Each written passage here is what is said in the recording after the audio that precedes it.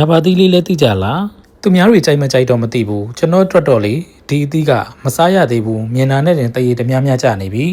ချင်လားဆိုတော့လေတော်တော်လေးမှတော်တော်လေးကိုချင်တာပါချင်လို့မစားဘဲနေနိုင်လားဆိုတော့လေမနေနိုင်ပါဘူးဘာနဲ့တူလဲဆိုတော့ကိုကိုပြန်မချစ်ပါဘူးဆိုတဲ့သူစီကမှရနေတဲ့ခါတိမှုတွေကိုအချို့မှတ်ပြီးတောင်းတနေတဲ့အခုကြည့်နေတဲ့သူလိုပါပဲစားတာပါဗျာမယန်းသီးကိုပြင်ဆင်ရောက်တဲ့ idea လေးကလည်းလေတော်တော်လေးကိုတည်တည်တက်တက်ရှိပြီးမြင်တာနဲ့ကိုစားချင်စပွဲကောင်းပါတယ်အခုလိုနေ့လည်းဘက်ရာသီဥတုပူပူကြီးမှာအစားကျင်ဆုံးနဲ့အစားတင်တုံအသီးကတော့ဖရဲသီးပါပဲဖရဲသီးမှာကလေအနီနဲ့အဝါနှစ်မျိုးရှိတာတော့အကုန်လုံးသိမယ်ထင်ပါတယ်ဖရဲသီးအဝါကလေစားလိုက်တိုင်းချိုးတယ်မထင်ရလို့ကိုရီအတွက်ကတော့ဖရဲသီးအနီမှဖရဲသီးအနီပါပဲအခုလိုပူအိုက်ပြီးချွေးတွေထွက်နေရင်အရီရွှဲတဲ့အရသာနဲ့အီရာလေးကိုစားခြင်းရင်ဖရဲသီးအနီကိုစားဖို့တိုက်တွန်းပါတယ်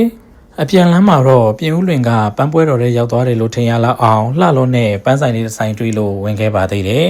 ကျွန်တော်ကတော့ baby breath ဆိုတဲ့ပန်းဖြူဖြူလှလှလေးတစ်စီးဝယ်ခဲ့ပါတယ်တတာ